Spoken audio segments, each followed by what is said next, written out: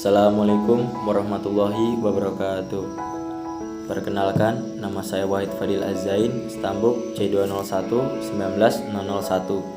Saya dari kelompok 1. Di sini saya membuat tugas video tentang perkembangan proses pasar, proses riset konsumen, pemilihan target konsumen, dan positioning bagi produk. Strategi bisnis sangat erat kaitannya dengan sebuah pemasaran, karena semua kegiatan dalam bisnis atau perusahaan pasti berakhir pada pemasarannya. Strategi bisnis dikatakan baik apabila terbukti mampu mencapai tujuan dengan tepat, efektif, dan efisien dalam prosesnya. Dan hal ini sudah tergambar pada proses perencanaannya. Selanjutnya, riset konsumen. Apa itu riset konsumen? Agar mudah dalam memahaminya, mari kita bahas terlebih dahulu mengenai pengertiannya.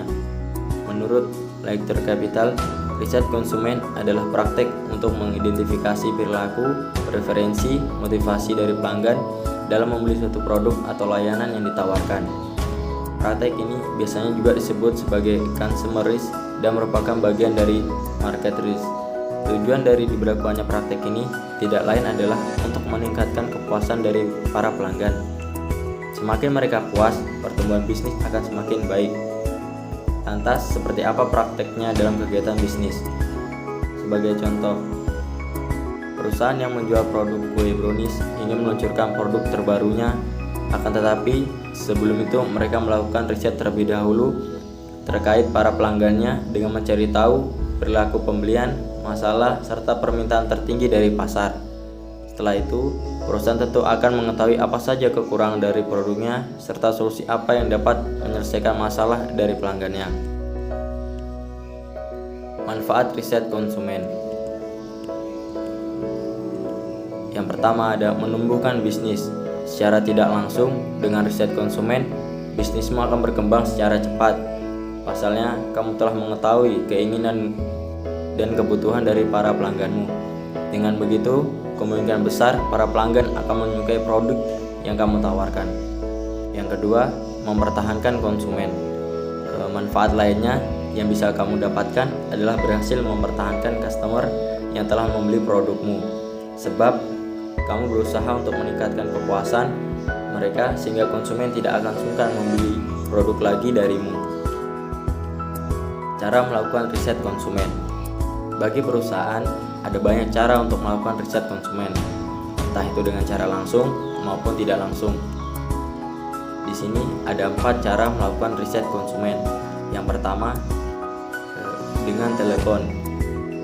Dilansir dari Small Business, menelepon pelanggan dan melakukan survei kepada mereka merupakan salah satu cara efektif untuk melakukan riset konsumen. Lakukan survei kepada pelanggan dengan melemparkan beberapa pertanyaan yang sudah kamu susun terkait perkembangan produk atau layananmu. Pastikan kamu telah mengumpulkan kontak-kontak dari pelanggan untuk bisa melakukan survei lewat telepon secara langsung. Yang kedua, survei online. Selain melalui telepon, cara lainnya untuk melakukan consumer risk adalah dengan melakukan survei online. Buat beberapa pertanyaan, survei terlebih dahulu lewat tools seperti SurveyMonkey, Google Form, dan lain-lain. Setelah itu, sebarkan lampiran survei tersebut ke email masing-masing pelanggan. Hasil survei tersebut bisa kamu jadikan sebagai acuan untuk mengembangkan produk agar lebih baik lagi ke depannya. Yang ketiga, interview. Interview secara langsung dengan pelanggan mungkin akan memakan waktu dan tenaga yang cukup besar. Kendati demikian, cara ini cukup efektif dalam menggali informasi mengenai customer. Kamu bisa memanggil beberapa pelanggan yang telah membeli produkmu untuk melakukan proses interview.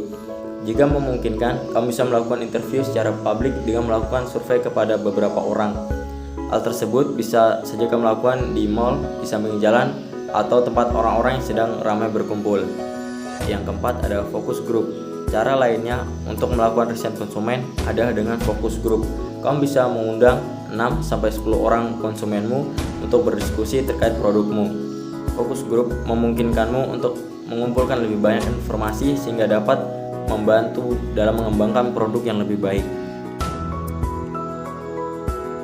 Selanjutnya, istilah strategi pemasaran, segmenting, targeting, dan positioning. merupakan 3 rangkaian proses yang harus dilalui dalam penetapan sebuah strategi bisnis. Hal ini berlaku untuk semua produk bisnis serta cara pemasarannya baik offline maupun online. Yang pertama ada segmenting. Segmenting adalah upaya memetakan pasar dengan memfilter konsumen sesuai kriteria yang ditentukan sebagai siapa target pasar kamu. Bisa berdasarkan usia, gender, minat dan hobi, tempat tinggal, serta perilaku konsumen. Syarat segmentasi yang efektif diantaranya adalah: yang pertama, dapat diukur; yang kedua, dapat dijangkau; yang ketiga, potensial pasar yang besar; yang keempat, dapat dibedakan antara pria dan wanita; yang kelima, dapat diberikan maksimal pelayanan. Yang kedua ada target konsumen. Setelah kita mengidentifikasi segmentasi pasar, maka selanjutnya adalah mengevaluasi berbagai segmen tersebut untuk memutuskan segmen mana yang akan menjadi target market.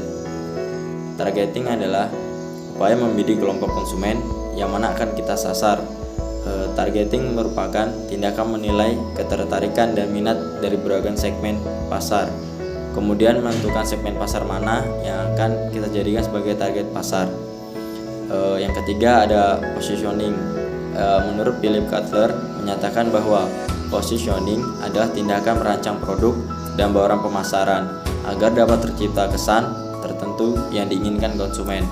Atau positioning juga adalah bagaimana kita menjelaskan posisi produk kita kepada konsumen, apa yang menjadi perbedaan produk bisnis kita dengan lainnya, dan apa saja keunggulannya.